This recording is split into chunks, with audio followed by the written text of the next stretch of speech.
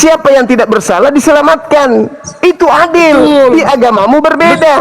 Yesus tidak bersalah dihukum. Kalian yang bersalah kalian diselamatkan.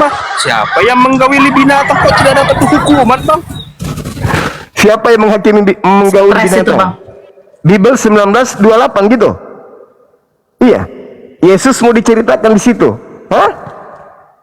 Aduh, sudahlah. Sudahlah kawan, ya. Saya cuma ingin mengatakan dan ingin bertanya kepada seluruh Kristen khususnya di Indonesia, ketika Biblemu dipijak, apa yang kalian lakukan? Oh, berdoa, memaafkan. Bible dipijak, memaafkan. Tapi giliran saya didatangkan baju, kaos, saya bakar, dilaporkan.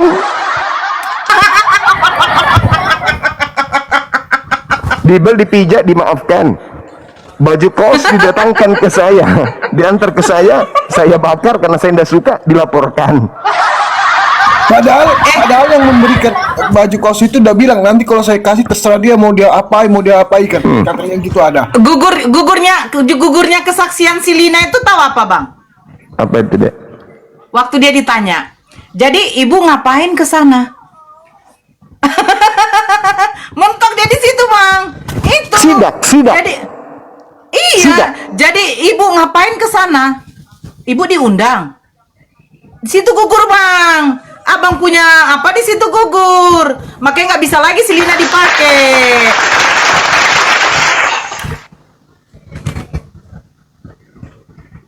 Ini ada sarjana apa nih? Sarjana TH. Sarjana teologi ya, bukan STT, ya. Sarjana 3 Tuhan, bukan? Assalamualaikum, Bang. Ya, waalaikum. Agama apa, Bang? Bang, agama apa? Saya Kristen, Kak Nora. Oh. Lulusan STT. Assalamualaikum. Lulusan sarjana teologi, Bang? Masih belajar, Bang. Oh, masih belajar. Ya. Oke, bisa kita diskusi? Sayangnya waktu saya sempit. Ya, mau kemana, Bang Jum? Saya harus ibadah menyembah Tuhannya Yesus. Ya, alhamdulillah. Alhamdulillah. Gimana, Bang? STT itu fungsinya apa? Sekolah STT itu sekolah tipu-tipu kah? Sekolah 3 Tuhan atau apa? Karena saya lebih sebagai orang yang mendalami Bible, saya lihat STT ini kebanyakan diajarkan justru untuk menipu jemaat. Itu kan paham Abang. Itu fakta. Iya, mau fakta dari paham Abang kan gitu. Oh, bukan, itu fakta. Yang mana ketika orang itu menggunakan akal akan ketahuan. Oh, STT ini ternyata lulusan dari sana itu dipakai untuk mengajak orang menyembah yang bukan Tuhan. Makanya saya katakan STT itu apakah identik dengan sekolah tipu-tipu atau sekolah 3 Tuhan? Salah satunya atau dua-duanya gitu, Bang. Ya, kalau garis menurut secara umum secara kekristenan kan artinya belajar tentang bagaimana kehidupan manusia. Cuman kalau Abang punya paham seperti itu, yaitu artinya kita lepas apa namanya ya, lepas membiarkan paham Abang seperti itu gitu loh. Saya bertanya Bang, apakah STT itu sekolah tipu-tipu atau sekolah 3 Tuhan? Karena yang saya lihat dua-duanya seperti itu, jebolannya nipu dan mengajarkan 3 Tuhan. Dua-duanya betul. Apakah itu secara kebetulan kah atau memang dibentuk karakternya seperti itu? Begitu lulus nanti diajarkan tuh Yesus 100% Tuhan sekaligus 100% bukan Tuhan. Nah, bagaimana dengan Roh Kudus? Apakah bisa dipakai Roh Kudus 100% Tuhan, 100% burung merpati? Bisa nggak? Kalau seandainya saya berkata Bang cuma 100% manusia, 100% roh, gimana? Betul itu. Ya udah. Betul. Sama. Tapi itu bukan 100%. Tapi 200% jadinya. Yang benar adalah 50% daging, 50% secara 100% kan? total 100%. Iya. disebutlah manusia. Karena kalau dia tanpa roh namanya jasad. Kalau roh tanpa kemudian jasad berarti mayat. Sorry, itu namanya makhluk roh. Ruh. Ya, saya membenarkan itu. Ya itu dia makanya. Sekarang Anda keluar jadi mahasiswa. Jadi sarjana lulusan STT. Anda diajarkan kemudian untuk mengajak orang lain memahami itu kan. Yesus 100% Tuhan. Gimana ceritanya itu, Bang? Yesus 100% Tuhan itu gimana ceritanya? Kemana pergi tangannya, giginya, semuanya ketika dia 100% Tuhan? Berarti gigi, tangannya, kakinya, nonotnya semuanya Tuhan gitu? Memang jadi lucu ya Bang ya. Ya, lucu memang, makanya aku bilang sekolah PT itu lucu saudara. Bagaimana mungkin ini cincin saya nih? Ini cincin saya 100% adalah baja. Oh, baja. Emas, ini baja. Boleh nggak saya katakan di waktu yang bersamaan dia juga 100% karet? Kalau nggak ada karetnya di situ nggak bisa dong. Nggak bisa. Nah kalau ada karetnya di sini dan ada juga besinya di sini, bisa nggak dia mewakili 100%? Kalau kata 100% sih nggak bisa, cuma sebagian bisa. Nah itu dia makanya. Bagaimana Yesus bisa 100% sementara dia daging?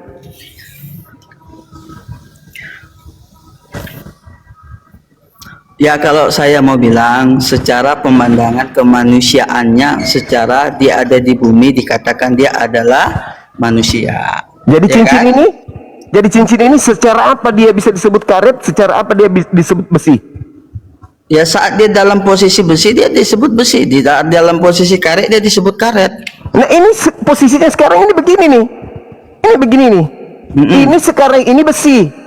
Iya. Boleh nggak saya katakan ini 100% karet? Boleh, karena kan di dalamnya mengandung karet. Nggak ada. Ini 100%. Ini 100% besi.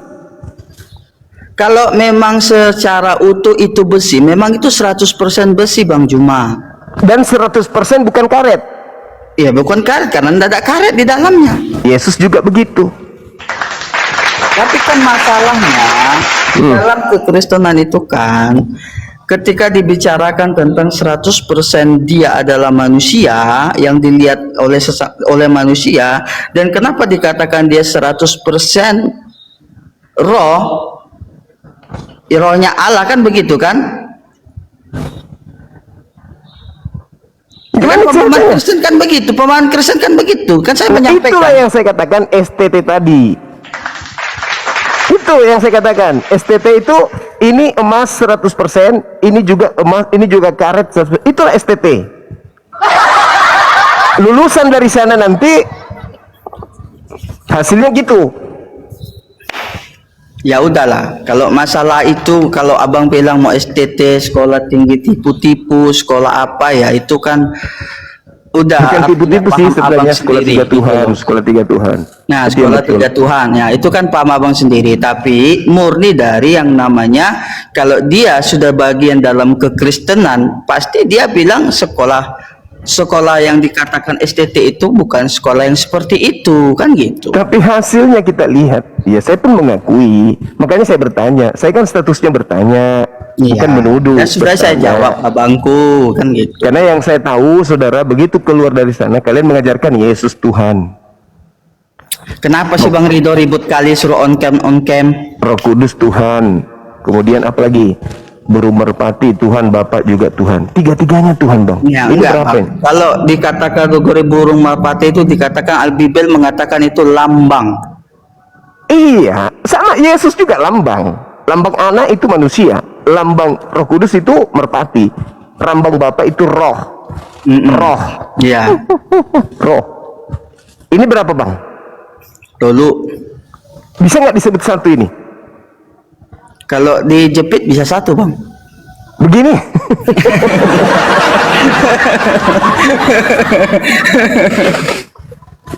Nah, itu tadi yang aku bilang. Itu namanya tipu kalau dijepit gini.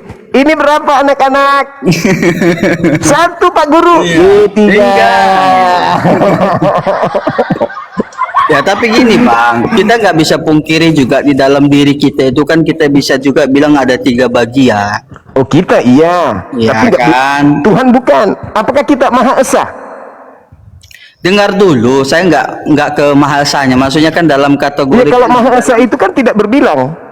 iya tahu, maksudnya gini loh, di dalam diri kita manusia itu kan artinya kan yang terlihat ini tubuh kita, ya kan, yang beroperasi itu kan jiwa kita, ya kan, yang menghidupkan itu kan roh kita, kan begitu kan. Makanya dikategorikan dalam dua keyakinan, di Kristen dan di Islam, roh itu sampai kapanpun dia tidak akan bisa mati, sedangkan tubuh secara jasmani dia akan kembali ke tanah, kan gitu, dia akan hilang, kan gitu, karena ini adalah suatu yang Tapi fana. ini yang Anda harus pahami, roh itu adalah ciptaan. Roh itu, iya, roh itu memang ciptaan. Kalau kita mau gali secara lebih dalam lagi, Bang Juma, ya, kalau kita lebih mau gali lagi secara dalam lagi, nanti kita akan berkata ketika roh itu ciptaan, siapa yang menciptakannya, begitu kan? Nah, setelah betul. dinyatakan yang menciptakan itu ya Allah, Ya. Tuhan semesta alam, kan gitu kan? Betul sekali. Nah, tiba-tiba ditanya lagi dengan perkataan yang artinya melebihi melampaui akal pikiran manusia, ditanya Allah itu datangnya dari mana? Ya kan begitu kan, ditanya lagi Allah itu datangnya dari mana, kan begitu nanti. Kok Tuhan datang? Maksudnya dia ada itu seperti apa, dari mana, kan gitu. Tidak berawal. Tuhan itu tidak berawal. Tuhan itu tidak berawal. Yesus berawal, burung merpati juga berawal, roh juga berawal. Tuhan tidak. Nah, disinilah kita harus perlu menyadari akal pikir kita itu masih terbatas.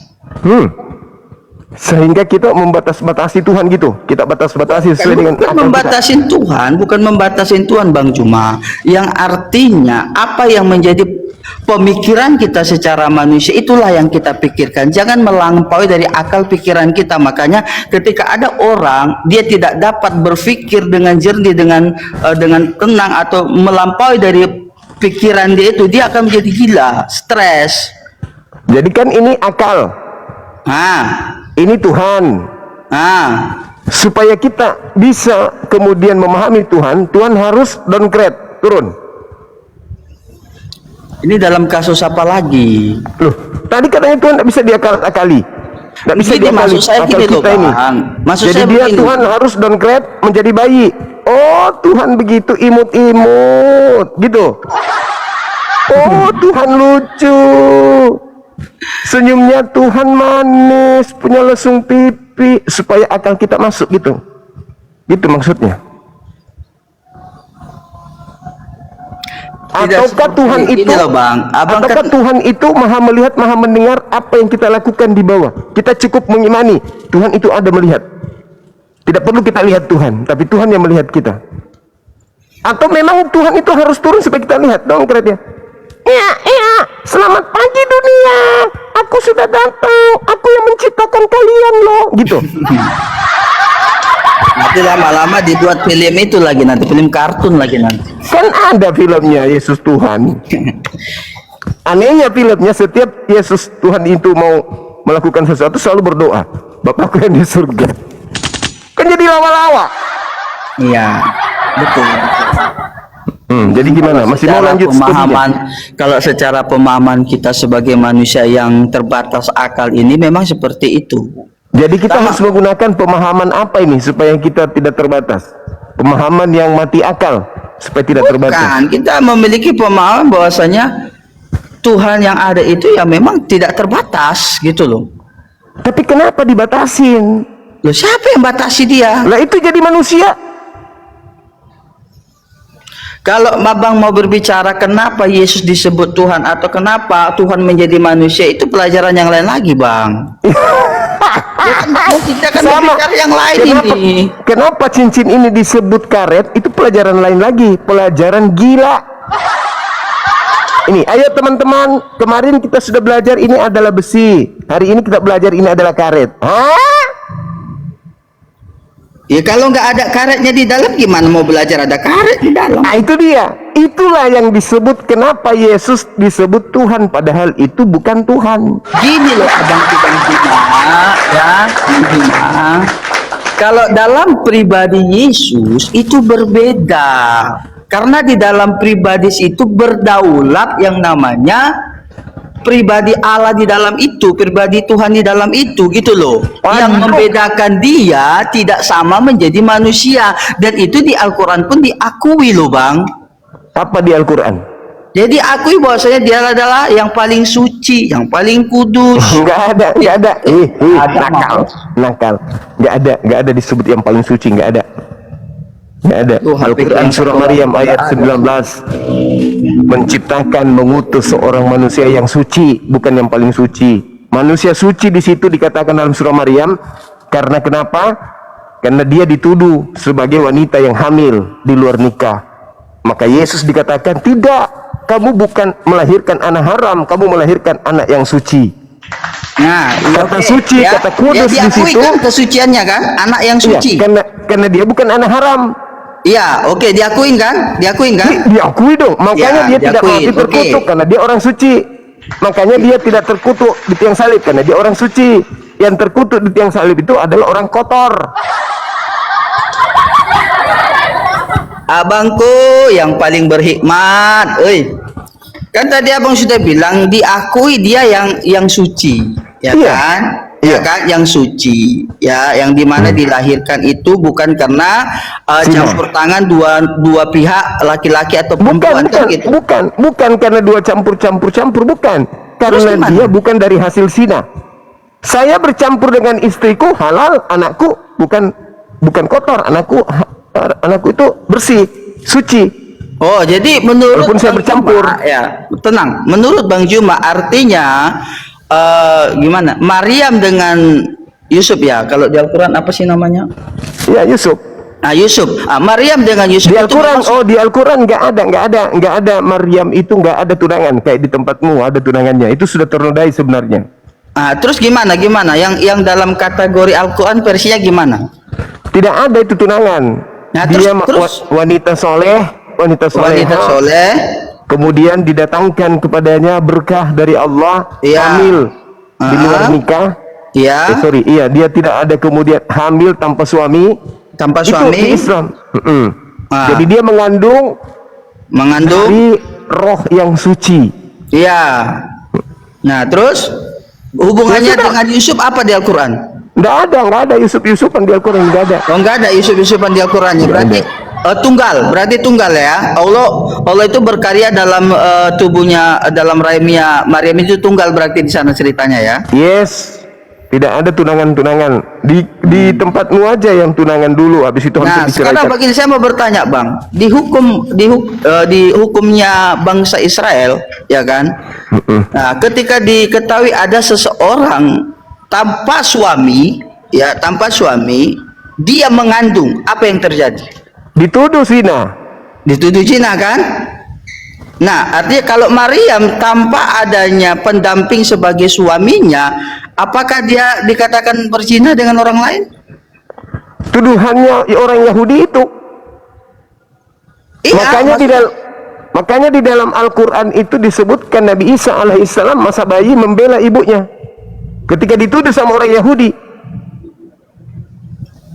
Ini belum lahir, Bang. Masih dalam kandungan nih seorang perempuan. Iya, dia yang sudah diusir, mengandung. dia diungsikan dari kampung. Oh, Karena berarti dianggap sebagai pesina. ketika dia ketahuan dia hamil, dianggap berzina, dia diusir dari keluarganya gitu. Yes. Diusir dari keluarganya. Dia Tapi mengungsikan diri, kemudian meninggalkan pemukiman yang ada pada masa itu. Dia menyendiri tempat yang sepi. setahu saya, Bang, Setelah dia melahirkan, barulah kemudian dia kembali ke perkampungan. Disitulah kemudian beliau dituduh berzina. Gini loh, Abang. Ya ukhta Harun, wahai saudara perempuannya Harun, bapakmu adalah orang yang baik, ibumu adalah orang yang baik. Kenapa engkau melakukan sesuatu yang mungkar di hadapan Tuhan? Gitu. Iya, gini loh, Bang. Saya kan mempelajari nih hukum Yahudi, hukum orang Israel, ya kan. Ketika sama seperti ada dalam Bible mencatat bahwasanya hukum Musa itu menyatakan kalau ada perempuan yang ketahuan dia hamil, ya, tanpa bersuami, mereka perempuan itu akan dihukum dilempari, dia akan dirajam dengan batu. Itu hukum Yahudi, Bang.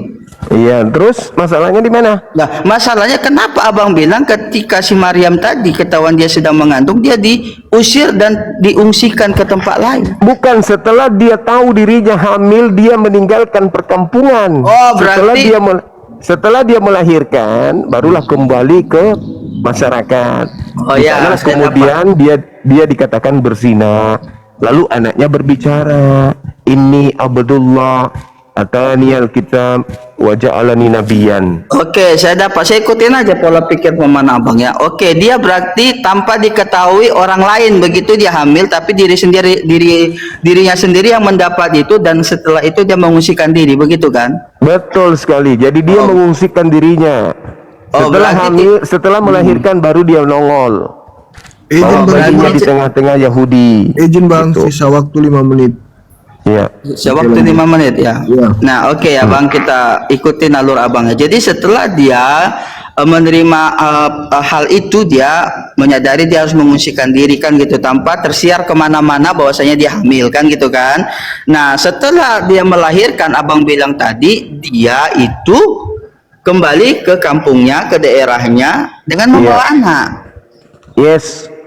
Ya kan? Nah, Betul. ketika orang-orang situ tahu bahwasanya dia itu membawa anak, kan justru pastinya yang lain kan akan bertanya, siapa bapaknya, siapa suamimu, kan gitu. Itulah mukjizat yang diberikan. Makanya kemudian Nabi Isa alaihissalam berkata kepada orang-orang yang bertanya pada saat itu, "Inni Abdullah, aku ini adalah hamba Allah, ataniyal kitab wa ja'alani nabiyan." Dia sudah menjawab. Dia membela ibunya ketika ibunya dituduh berzina, dia bela ibunya. Nah, Bible ada nggak membela ibunya? Karena ceritanya tidak seperti itu Bang, karena ceritanya dia memiliki pendamping kalau di Bible. Berarti orang Yahudi menganggap Yesus ini punya bapak, bukan bapak tiri. Iya, jadi orang Yahudi itu sampai sekarang menganggap, makanya dikatakan Yesus itu adalah anak tukang kayu. Karena mereka Anak tiri. Anak Hah? tiri. Kok anak tiri dari mana? Ada Bible menyatakan anak tiri di situ.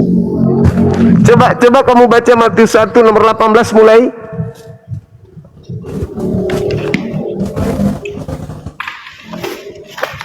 Coba baca Matius 1. Bacakan dulu Kak Nora.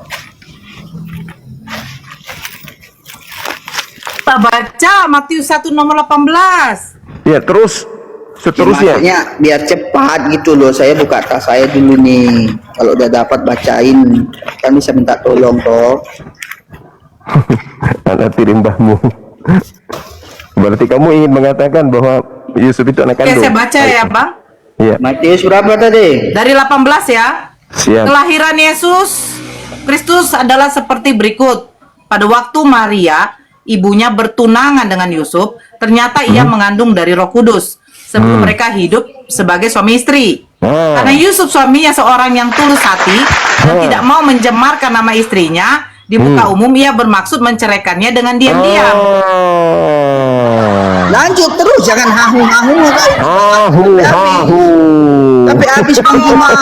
Mau mengartikan itu. Dengar dulu, maksudnya begini. Kelahiran Yesus sebagai berikut. Pada waktu Maria ibunya masih bertunangan dengan Yusuf, ternyata Maria sudah mengandung. Berarti kan bukan anak kandungnya Yusuf.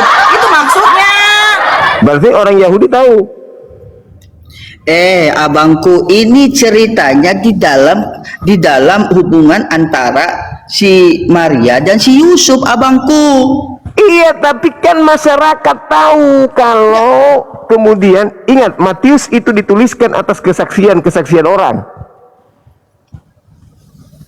Malah di dalam kitab Talmud diceritakan kalau ibunya itu ya berzina dengan seorang prajurit bernama Pantera. Abangku yang ganteng, abang cuma yang paling terbaik. Ingat ya kata-kataku ya. Ini cerita setelah si Maria ini didatangi malaikat yang menyatakan Iya, bahwasanya dia tahu. sedang mengandung, ya Iya, kan? tahu. Dengar Kami baik-baik, paham, dengar kami dulu, tahu. dengar dulu. Saya mau ngomong, dengar dulu. Nah, setelah itu nih, si Yusuf ini yang sebagai tunangannya, ya, yang sebagai tunangannya ini mengetahui bahwasanya si Maria ini ternyata sedang mengandung. Dengan baik. Nah, maka dari sebab itu dia berniat untuk meninggalkan dengan diam-diam, ya, supaya apa? Dia menghargai kehormatan istrinya, calon istrinya. Dengar dulu, jangan ketawa. Kita ini berbagi. Ya, dengar baik-baik. Ya, menghargai kehormatan supaya dia jangan dikategorikan perempuan, yaitu tadi yang sudah melakukan perzinahan, makanya dikatakan diam-diam. Nah, tetapi ingat, ketika si Yusuf berniat untuk meninggalkan Maria, dikatakan lagi apa? Malaikat menjumpai Yusuf supaya jangan meninggalkan Maria, sehingga dia kembali lagi kepada Maria dan bertahan sampai kelahiran Yesus itu, dan mereka tidak berbuat aneh-aneh di sana. Itu loh Bang Juma. Enggak, bukan itu pertanyaan saya. Lah. Ketika kemudian orang-orang Yahudi menuduh Maria itu berzina, apa pembelaan Yesus terhadap tuduhan itu kepada ibunya? Izin bang, ini bang padamu bisa nggak nanti naik lagi di jam 2? Oke, ya oke, Enggak, siap Bang. Saya hormati waktunya. ini Dinda Nora mungkin bisa standby di sini. Tapi Ya HP-nya Bapak, soalnya saya ingin berdialog sama Bang Juma. Kalau Bang Nora saya sudah dapat lah. Kemarin sudah pernah berdialog juga. Oh ya, nanti datang aja lagi kembali Apa jam. nanti aja. Ya oke, siapa Bangku? Thank you Bang buat ini kesempatannya Bang. Iya. Oke, silakan. Tanggapi yang terakhir bang. Iya, yang pasti di dalam Yohanes 8:41 itu indikasi tuduhan orang-orang Yahudi terhadap Yesus sebagai anak zina. Pertanyaan saya, apa pembelaan Yesus kepada ibunya yang dituduh sebagai orang yang berzina? Ada tidak? Kalau di Islam, Al-Quran surah Maryam, Nabi Isa menjelaskan kepada orang-orang, hei kalian yang menuduh ibuku sebagai pesina, ini Abdullah, aku ini adalah hamba Allah, atani al-kitab wa ja'alani nabiyan. Itu pembelaan. Ibuku orang yang diberkati dan aku diberkati dimanapun aku berada. Itu pembelaan Nabi Isa kepada ibunya yang dituduh berzina. Pertanyaan saya, Yohanes 8:41, Yesus dituduh sebagai anak zina. Apa pembelaan Yesus kepada ibunya yang pada saat itu seorang diri hanya bersama dengan bayi Yesus? Ibunya sedang dituduh sebagai pelaku berzina. Sebagai Tuhan, apa pembelaannya kepada ibu yang telah melahirkannya? Kalau di Islam sebagai bayi, sebagai nabi, pada masa bayi pun dia telah membela ibunya. Tuhan tidak pernah membela ibunya. Isa sebagai nabi membela ibunya. Yesus Tuhan dituduh ibunya berzina, tidak pernah bela ibunya. Itu dari saya, PR buat Anda. Ya, nanti kita lanjut ya. Dan padamu. Oke, terima kasih Bang Juma ya. Nanti saya akan menjawab atas pernyataan itu ya. Yang sebenarnya. Apa pertanyaan saya? Bisa diingat? Ya, gini, maksudnya yang sebenarnya itu bukan tertuju kepada Yesus pembicaraan kalimat di situ.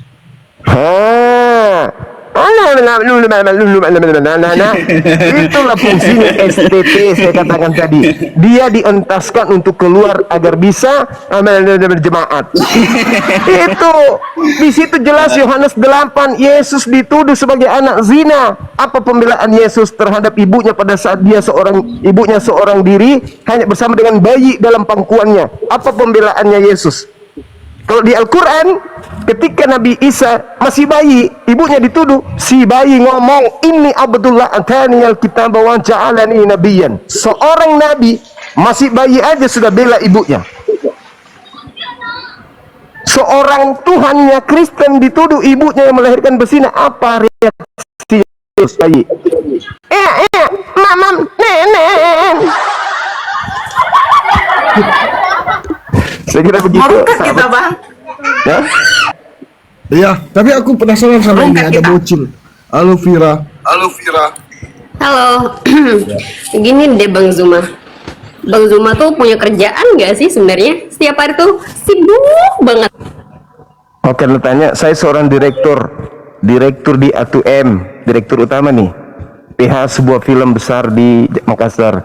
Saya direktur utama di perusahaan perbankan, bukan perbankan, di perusahaan properti. Oke, kemudian saya direktur utama, komisaris di sebuah perusahaan properti. Saya dua mengepalai sebagai direktur utama di perusahaan properti. Yang pertama PT Wahyu Bangkit Bersama,